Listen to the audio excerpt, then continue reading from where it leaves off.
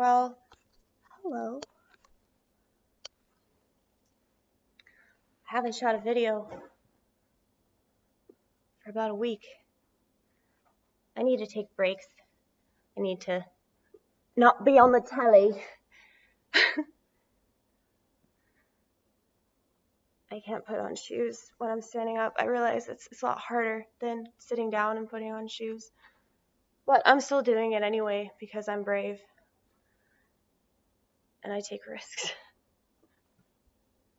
I took a lot of risks this past weekend, and it totally backfired on me in multiple ways. Courtesy of Murphy's Law. I'll get into that. But, let's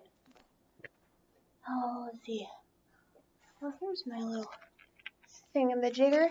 I need my keys, which are right there. Oh, my Wendy's hat. Here we go. Let's get the fuck out of here.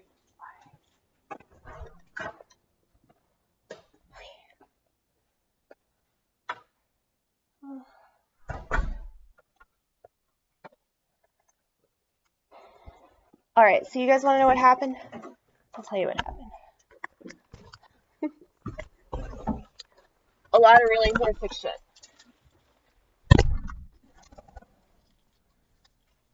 Okay. So,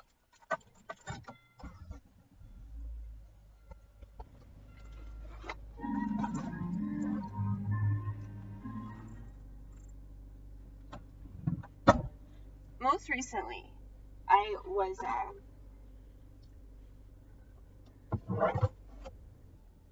going to Atlanta, Georgia to see one of my favorite bands perform, right?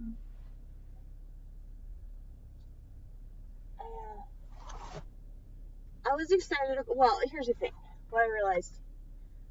Well, I realized a lot of things this past weekend. Just a lot of things about myself, a lot of things about humanity, and it's basically like I realized that I am way too bonkers to like think that I'm gonna have the same kind of experience as like everybody else, you know? Like, that's just really silly for me to assume that I can like enjoy things, or I can relax, or I can calm down, you know? Like, this is just sad and depressing. It's so sad and depressing. Like, oh my god, I mean, I am so much more suicidal. Like, because here's the thing. I drove around Atlanta, Georgia. Well, it took like 6 hours to get there, right? Because of the traffic. But we ran into so much trouble, like getting lost, just having shitty directions. What else? Ran out of gas. Or not ran out of, we almost ran out of gas. And then I had to pee in a cup. I ended up peeing all over myself. Because we went to a fucking gas station. They didn't have a fucking bathroom. Like, are you serious, man? Are you serious? Anyway, you know, we ran out of, my car, Fee, she ran out of fucking oil. Like, right after we crossed over, like, the Georgia state line.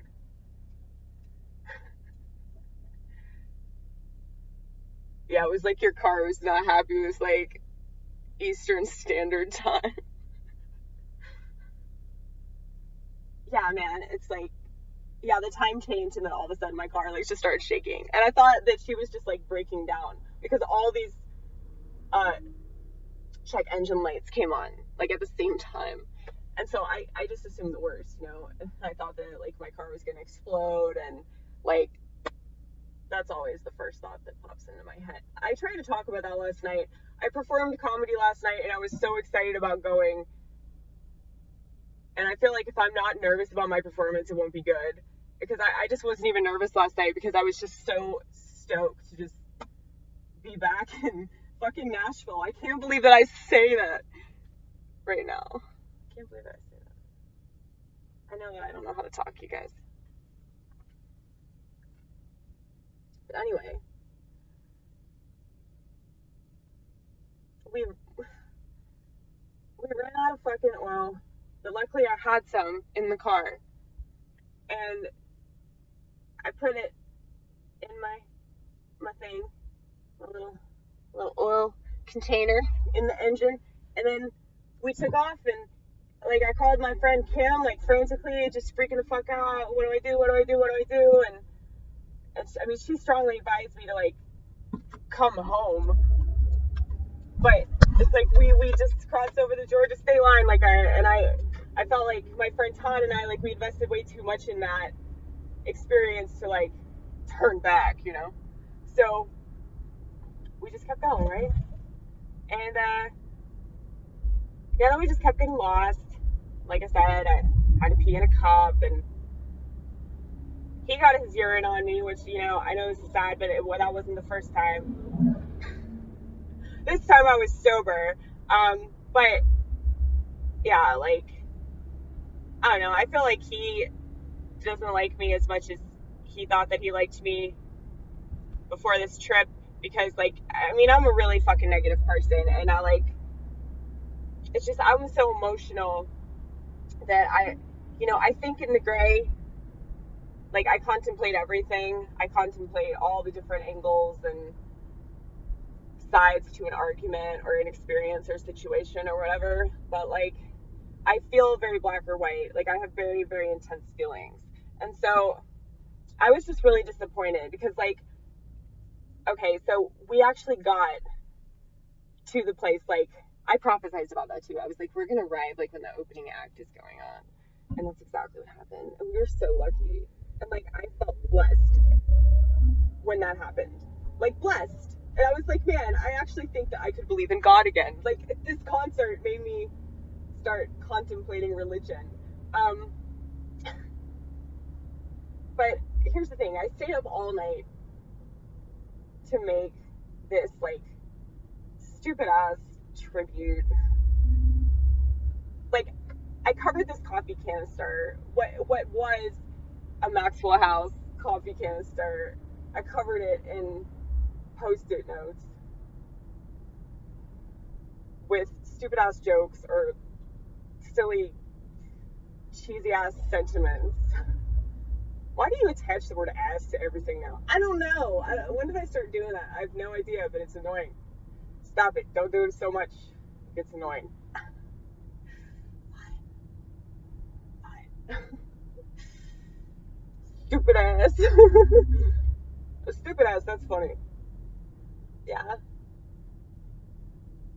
I was quoting my old manager at McDonald's, Inez. Stupid ass, as she'd always say that.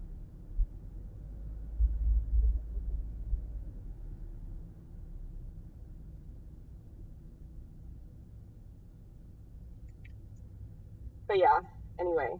So, the concert was really fucking amazing.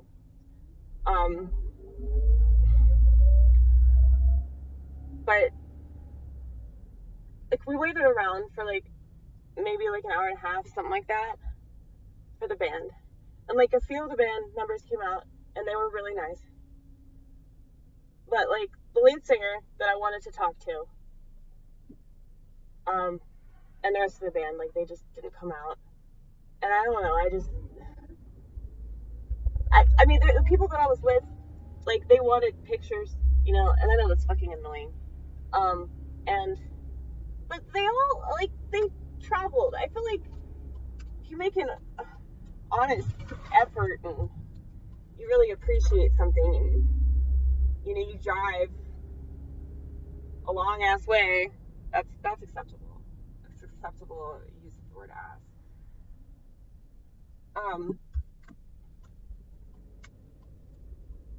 Like, if you drive for,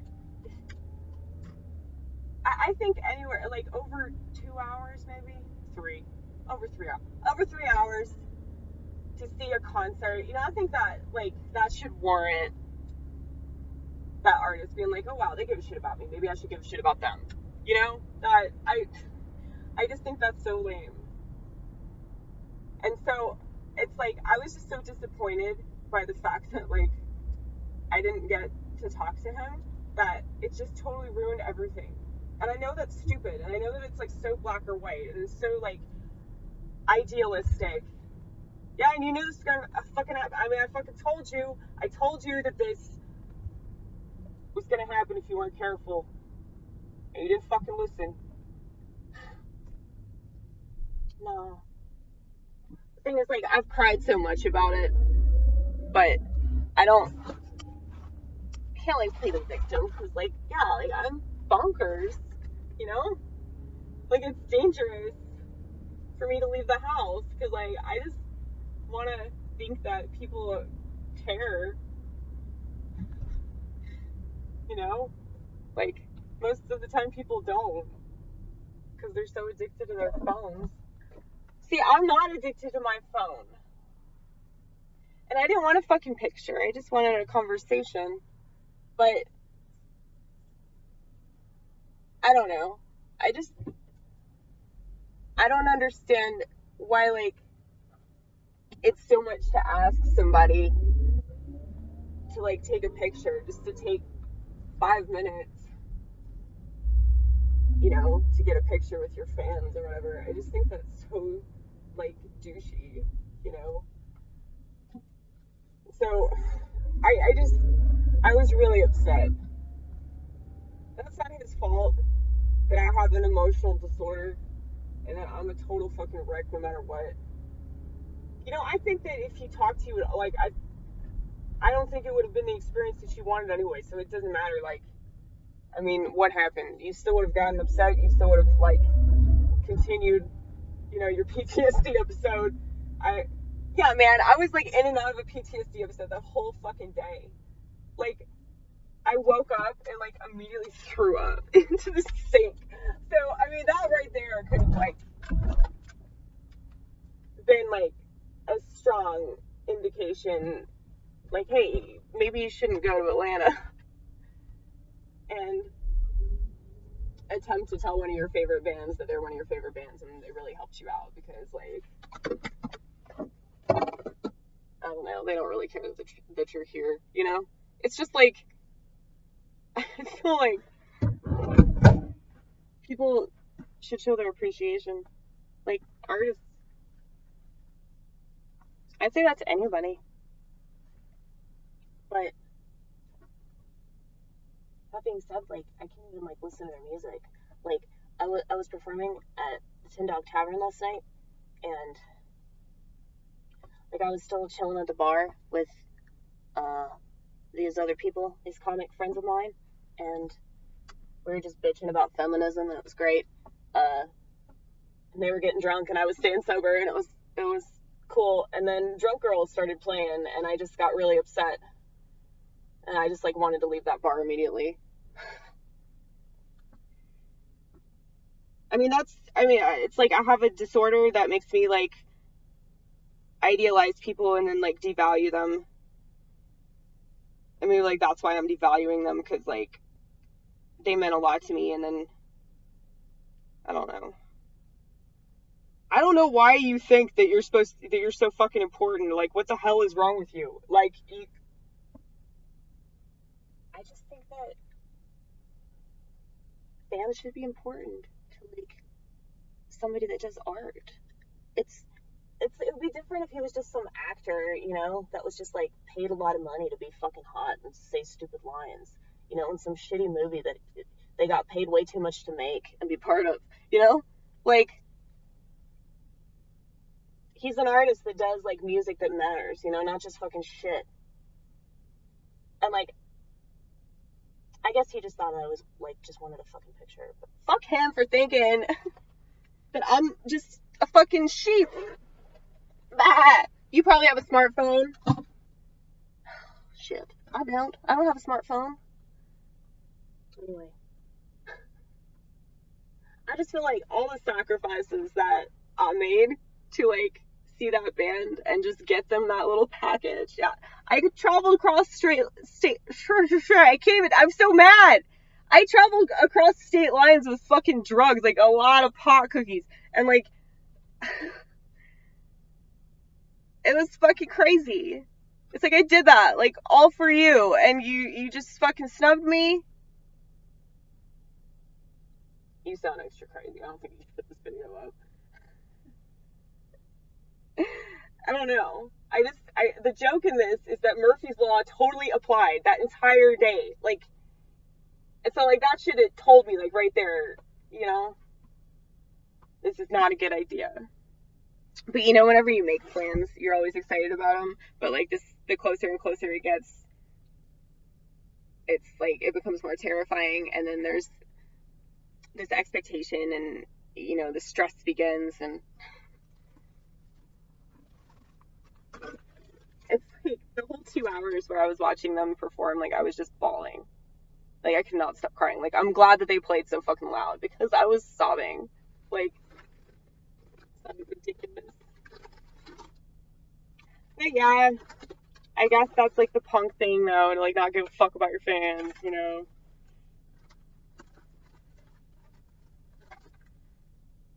And I'm not even just speaking for me, like, it's not like I'm so offended, you know? It's like, man, that's just shitty. It's not like waiting an hour and a half is, like, a big deal or anything. It's just, like, everything else.